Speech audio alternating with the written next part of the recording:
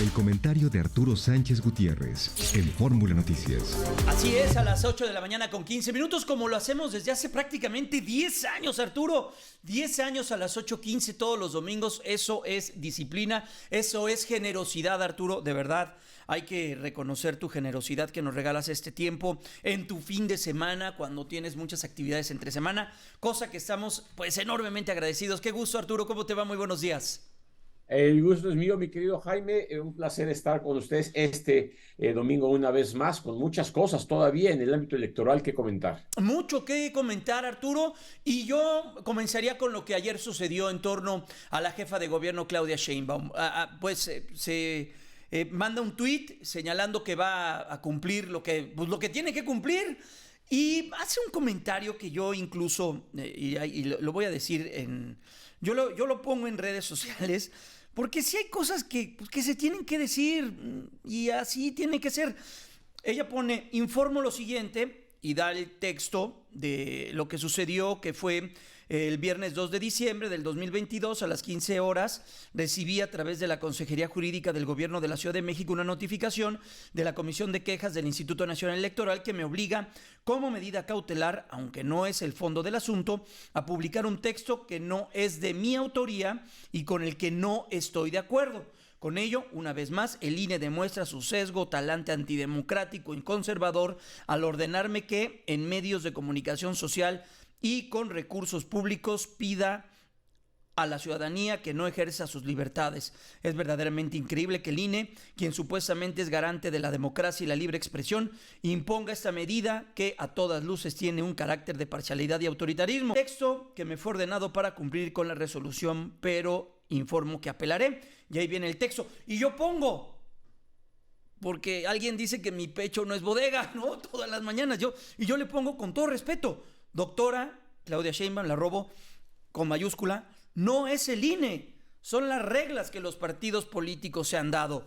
Reglas que en su mayoría fueron impulsadas por el entonces PRD, Arturo. Muchos de estos miembros del PRD hoy están en Morena, Arturo, y hoy ya no les acomodan estas reglas, Arturo.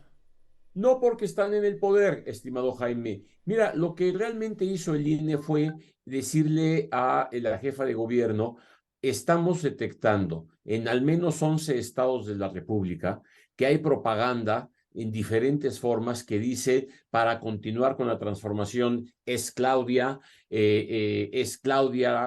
para seguir adelante, bardas pintadas por todos lados. Y eso se interpreta por los partidos que se han opuesto a adelantar las campañas electorales como posibles actos anticipados de campaña. Igual no lo son, no sabemos. Sobre todo, no queda claro que la jefa de gobierno haya erogado recursos directamente para ello. ¿Qué le pide el INE a la jefa de gobierno? A ver, para no tener problemas, deslíndate de esa propaganda. Di que tú no estás interesada en ello, que tú no la ordenaste, o dinos a todos que tú estás en desacuerdo con que se siga haciendo ese tipo de propaganda porque no se han llegado los tiempos electorales. Es lo que el INE le pide. ¿Por qué le dice claramente cómo y por qué con recursos públicos? Porque justamente ella es una funcionaria que está siendo nombrada cada vez más frecuentemente como posible candidata a la presidencia de la República.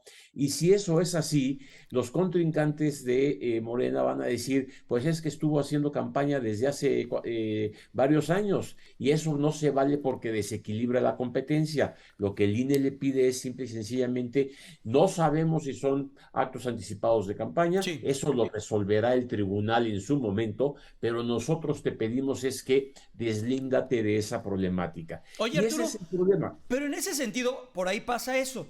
Pero pasa en igual sentido, estamos a gusto, también utilizando ahí un juego de frases, ayer con el canciller Marcelo Ebrard. O sea, esta manera en la cual se anticipó todo lo que está ocurriendo en torno a la sucesión presidencial, pues tiene metidos a estos tres personajes y pues a Ricardo Monreal en el otro lado, pero también en esta dinámica, ¿no? Y no podemos Sí, sustraernos de lo mismo.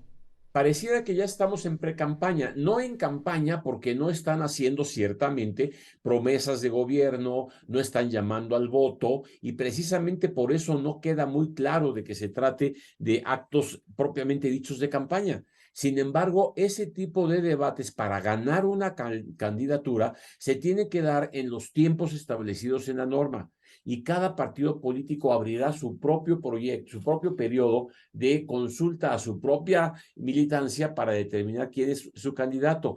Adelantarlo de esta manera, pues genera este tipo de reacciones. Me imagino que seguramente el INE hará cosas similares cuando se presentaran las quejas correspondientes con el secretario de Gobernación, con el secretario de Relaciones Exteriores y con el mismo Monreal, si es el caso, o con cualquier otra personalidad de cualquier otro partido que se adelante a este tipo de situación. Lo que ocurre en el caso de Claudia Sheinbaum es que al ser tan pertinente y tan constante este tipo de propaganda, pues genera que otros partidos empiecen a hacer cosas similares. Y esto saca completamente de los tiempos el proceso electoral y que me parece que en efecto está diseñado justamente para evitar que se usen recursos públicos en campañas o precampañas que no son los tiempos adecuados para eso. Porque por otra parte, supongamos que no son recursos públicos. ¿Quién pagó la pintura para las bardas en 11 entidades, en 11 entidades de la República para decir es Claudia? O decir estamos con Augusto o cualquier tipo de... ¿Quién paga esos recursos? ¿De dónde vienen? Lo cierto es que sí benefician a los precandidatos y eso es lo que no permite la ley. Por eso creo que es un tema interesante que el INE tiene que tocar en lo que le toca. El INE no puede sancionar o no puede evitar hasta que no se termine el juicio y el juicio lo tiene que terminar el tribunal. El INE recibe la queja, integra el expediente, como en este caso dicta medidas cautelares diciéndole, oye, espérame porque estamos en juicio y tienes que deslindarte de este asunto para poder tener claridad de lo que está pasando. Y el tribunal en su momento emitirá la resolución correspondiente. Este es nuestro sistema, quizá muy complejo, quizá haya que perfeccionarlo, pero por lo pronto así está y como tú bien dices, con leyes que se desarrollaron justamente para evitar que esto ocurriera, como los miembros que lo impulsaron, el PRD en su momento, decían que los gobiernos anteriores, ya fuera del PRI o ya fueran del PAN, hacían lo mismo. Para eso se hicieron estas normas, pero claro, ahora desde el poder se estorba.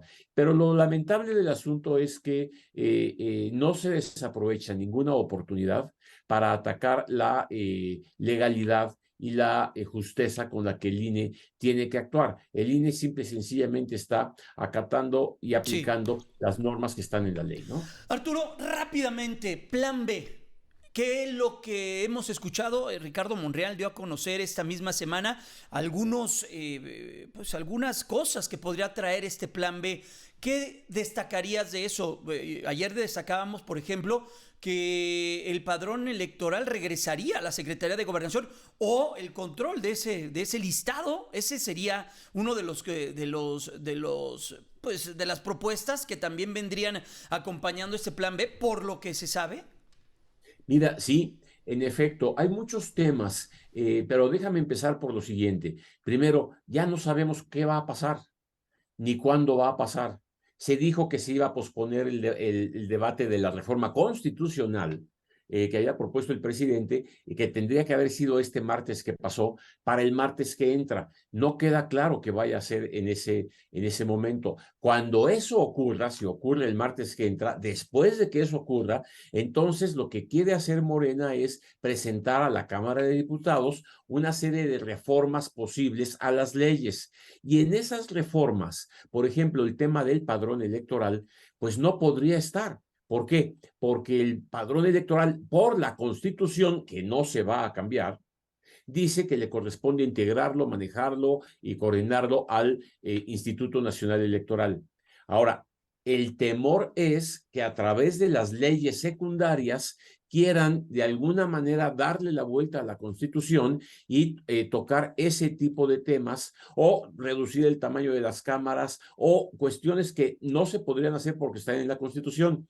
Y sin embargo, aunque sabemos que está en la Constitución, se abrió el debate. Ya empezamos a decir que sería muy peligroso que estuviera el padrón en manos de la Secretaría de Gobernación. Cualquier cantidad de asuntos al respecto. Pero bueno, finalmente tenemos la gran incertidumbre de qué es lo que sí va a decir el plan B, porque no tenemos más que rumores aquí, rumores allá. Por ejemplo, esta otra idea de fusionar dos direcciones ejecutivas del Instituto Nacional Electoral, la de organización electoral y la de capacitación electoral. Mira, Jaime, es tan absurdo como decir, bueno, pues si ya está Jaime conduciendo su noticiero, ¿para qué queremos una productora? Pues simplemente que Oh, ¿qué Jaime mismo pasó? desde ¿Qué ese va a pasar momento con pues se encargue Brendita? de todo. Entonces, de la No, misma no. manera, organizar la elección y capacitar, que son dos cosas necesarias ambas y que se hacen simultáneamente, pues que lo haga una sola persona. Ese es el tipo de problemas Claro. que se están planteando y que no tienen sentido. Hay un conductor y hay una productora porque se requiere que los programas salgan íntegramente bien, igual que en el INE se requiere que alguien organice y que alguien capacite a Pues los sí. funcionarios. Otro tema, Arturo, fiscalización ¿me de los dejas partidos. brincar el corte para que sigas con eso que estás platicando? Porque sí es muy interesante y muy importante también generar esa base informativa de lo que se estaría proponiendo. ¿Te parece? Con mucho gusto. Vamos a brincar el corte comercial, 8:27, regreso. Estamos las 8:30. Arturo Sánchez, nos decías las propuestas que se han vislumbrado en este plan B, que como bien lo comentas, se iba a discutir la reforma que presentaba el presidente el martes pasado. No fue así, se va a presentar este martes. Todo parece indicar, porque ahí existió también una especie de idas y vueltas que se podía trasladar hasta el mes de abril. Así que bueno, pues qué es lo que se va a estar aprobando, y en dado caso de que todo esto transcurra, hay un plan B, como lo hemos platicado. ¿Qué nos decías, Arturo? Y en este plan B podrían incluirse tres tipos de elementos de lo que están en la en las noticias que algunos miembros de Morena han filtrado, como lo que decíamos de fundir dependencias del INE o el padrón electoral, o legislar claramente sobre los salarios del personal del INE. Otro tema que salió fue relacionado con la fiscalización de los partidos políticos, quitárselo al INE y que sea la Cámara de Diputados, por ejemplo, quien nombre a quien fiscalice a los partidos políticos. O sea, estos elementos, Jaime, lo que preocupan, yo diría, son tres cosas. Primero, que se toquen elementos que le resten autonomía a la autoridad electoral. Dos, que se busquen hacer economías que hagan muy complicado que las elecciones salgan como han salido hasta la fecha, organizadas por el Instituto Nacional Electoral. Y tres, que se busquen recortes de personal a través de reducir el servicio profesional electoral al eliminar una u otra figura de los capacitadores, por ejemplo, o los vocales de organización electoral al fundir las dependencias institucionales. En términos generales, lo que yo diría es hay que estar muy atentos a ver qué es lo que se propone y establecer y argumentar y estudiar claramente si lo que se propone y que podría aprobar Morena con sus votos, más los del Verde, más los del Partido del Trabajo, pues dañan o no al Instituto Nacional Electoral y sobre todo, más que al instituto nada más, a la democracia mexicana en su conjunto, que ese es un poco el reto que tenemos que cuidar para adelante. Y este es un poco la incertidumbre en la que estamos y ahí sí, como bien lo dijo el presidente de la República, no se requieren más que los propios votos de Morena para pasar, y lo que sería muy lamentable que fuéramos a una elección en el 23 y en el 24 con una ley en la cual solamente Morena, el Partido Verde y el Partido del Trabajo estuvieran de acuerdo y no el consenso de los partidos como suele ser el producto de cualquier reforma electoral. Pues vamos a ver qué es lo que ocurre, Arturo, pero sin duda ya comienza, hay alguien que está en Twitter que se dice Chilango J. Ramiro MX, dice, primero defiendes a los voraces. Es que me critica antes porque dice, qué mal te escuchas, Janupi, Jaime Núñez, compadeciéndote de los empresarios por el aumento al salario mínimo. Pobrecitos, ahora sí tendrán que compartir su riqueza. Es que, híjole, yo nada más le pregunto a alguien, a uno de estos que critica y que son esas críticas tan feroces que repiten nada más lo que dice el presidente y lo que dicen ahí, sí, que los feroces y la mafia del poder, y bueno, que de verdad hemos generaran un capacidad de empleo. análisis. Generaran un empleo, que pagaran los impuestos de un solo empleo, para que vieran y para que tuvieran ya el contexto de que criticar así por criticar, híjole. Y luego este mismo personaje dice, primero defiendes a los voraces empresarios, ahora sales en defensa del corrupto INE. ¿Por qué es corrupto? Pues porque lo dicen. ¿Por qué lo dicen? Pues porque sí, porque dicen que es corrupto y porque tiene que ser corrupto el INE. Afortunadamente, Jaime Núñez, Janupi, ya viene abril, mes en el que el hoy corrupto INE quedará limpio de corruptos. O sea, ¿te das cuenta, Arturo, qué daño hacen, pues, este mensaje? Pues un mensaje provocador, polarizador, carente de análisis, se reproduce y no hay elementos claros para explicar. Con mucho gusto, en cualquier momento podemos hablar de los problemas que tiene el INE, de la necesidad de ciertas reformas, de la posibilidad de mejorar ciertos procesos, pero de ahí a la cantidad de descalificaciones que han tenido sin ningún fundamento, pues es muy lamentable porque no nos permite ver realmente la realidad, sino nada más comprar un discurso sin tener bases para poder sostenerlo. Sí. Igual con los salarios mínimos, igual con el INE, igual con la Guardia Nacional, igual con las energías limpias, etcétera, etcétera, etcétera. Sí, la verdad es muy triste porque sí hay mucha desinformación y no abona a un país como México con tantos problemas, con tantas desigualdades. Veíamos que 26 personas desaparecen diario en este país, matan a 11 mujeres al día, todo lo que ocurre en ese sentido y deteniéndonos en estas cosas, híjole, pero bueno. Gracias, Arturo, cuídate mucho, te abrazo y te deseo un excelente fin de semana. Igualmente, mi querido Jaime, saludos a todo tu auditorio. Nos vemos dentro de 8 días. Hasta pronto, que estés muy bien. Y sí, lo decimos porque, pues sí, hay que decirlo. Y entiendo también, este país ha cambiado muchísimo y el presidente López Obrador tiene un claro compromiso con los que menos tienen. Los ha puesto en el radar y qué bueno, ha generado bienestar en cuestión de enviar ayudas, apoyos a los adultos mayores. Qué bueno que la agenda para los que menos tienen está en la primera lista de las prioridades, pero eso hay que acompañarlo con otras cosas para que este país se fortalezca. ¿Y sabe cómo? A través del Estado de Derecho, a través del respeto a las reglas y de las leyes. Así va a ser más sencillo para todos, desde los que gobiernan hasta los que somos gobernados, desde los que somos empleados hasta los que hacen un empleo. Para todos va a ser mejor.